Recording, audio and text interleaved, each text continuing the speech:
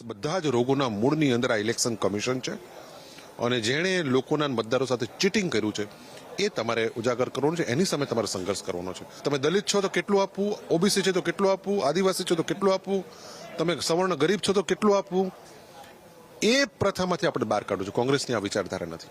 રાહુલજી ઓળખી ગયા છે કે ગુજરાતની અંદર 80-90% તો રેસના ઘોડા છે જ, કોઈ સવાલ જ નથી એમાં. બધા લડાઈ બબ્બર શેર છે. રાહુલજીએ કીધું તમે બધા બબ્બર શેર છો. સવાલ છે હવે એક સાથે આ બધા ઘોડાઓ દોડે. એક કમિટમેન્ટ આપી દેવું અથવા તો કે ભાઈ આ રીતનું અમે કરવા માટે જઈ રહ્યો છે, ત્યારબાદ એના પર વળગી રહેવું. ત્રીજી વાર સંગઠન સૃજનને લઈને રાહુલ ગાંધી ટૂંક સમયમાં આજે આવી રહ્યા છે. એ કમિટમેન્ટ દેખાઈ રહ્યું છે કે નેતામાં કોઈ પણ પક્ષ કે સંગઠનની અંદર એ પ્રશિક્ષણ એ અતિ મહત્વનો ભાગ ભજવતું હોય છે. જીવનના કોઈ પણ તબક્કે વ્યક્તિએ હંમેશા શીખતું રહેવું પડે. જે પ્રમાણે પ્રવર્તમાન સમયની અંદર સમય એકદમ ઝડપથી બદલાઈ રહ્યો છે, નવી નવી રીતિ નીતિઓ પણ બદલાઈ રહી છે. એ સંજોગોમાં પ્રવર્તમાન સમયના આધુનિક સમયની અંદર તાલમેલ મિલાવવા માટે થઈને આજે તમામ જિલ્લા પ્રમુખો સહિત અગત્યના નેતાઓની 3 દિવસની તાલીમ સાબિત છે. અને રાહુલજી આ બાબત ઉપર બહુ અતિ ભાર આપી રહ્યા છે કે એક અવાજ, એક સાથેના નિર્ણયો અને એક સાથેની એક્શન એ ગુજરાતની અંદર જો ચાલશે તો ચોક્કસ એ પરિણામલક્ષી એ અભિયાન બનવાનું.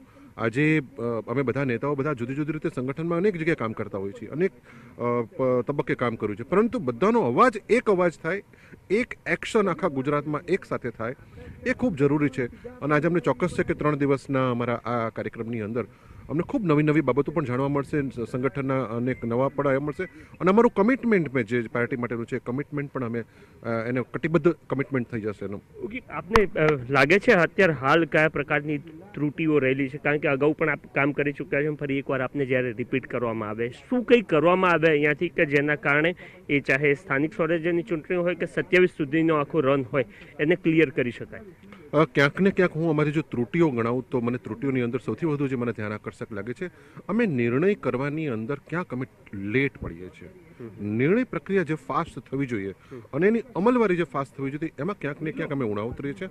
અને આ શિબિરના માધ્યમથી ત્વરિત નિર્ણયો કેમ થઈ શકે, સંગઠનાત્મક જે નિર્ણયો કરવાના છે, જે કાર્યક્રમોના નિર્ણયો કરવાના છે, જે ઉમેદવારલક્ષી નિર્ણયો કરવાના છે, આ બધાની અંદર સમય ખૂબ મહત્વનો છે.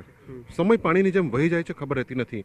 અને એ બાબતની અંદર અમને લાગે છે કે અમે એમાં ખૂબ નિર્ણાયક કામ કરીશું અને આવનાર સમયમાં આપ જોશો કે કોંગ્રેસ પક્ષની અંદર નિર્ણયો ખૂબ ઝડપથી થવાના અને ખૂબ ઝડપથી એની અમલવારી પણ થવાની. ઓકે, તો તમામ જિલ્લા પ્રમુખોને તેઓ સ્પષ્ટ કહી રહ્યા છે કે પ્રશિક્ષણ